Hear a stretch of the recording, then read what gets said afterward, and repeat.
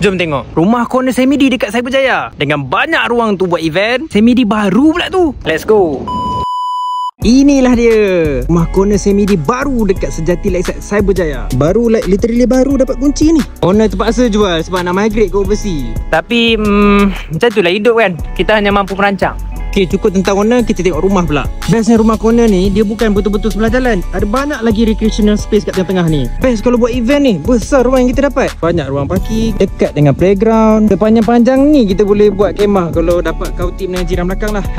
Dengan keluasan 45x75, memang luas. Boleh nak try sumbat 3 kereta kat dalam ni. Dengan 10 kaki additional kat depan ni, senang tetamu kita nak parking depan rumah. Tak adalah ganggu jiran-jiran lain. Tanah tepi pula dalam 22 kaki. Individu title pula tu. Tak ada masalah kita nak renovate ke, extend ke, ikut design yang kita suka. Masuk-masuk je, this will be the layout of the house.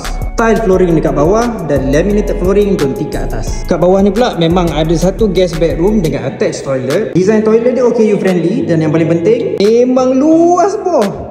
That will be the laundry space di side kitchen area ni. Tapi kalau rasa ruang ni tak cukup, kita boleh extend 10 kaki lagi belakang ni. Banyak lagi ruang untuk extend ni.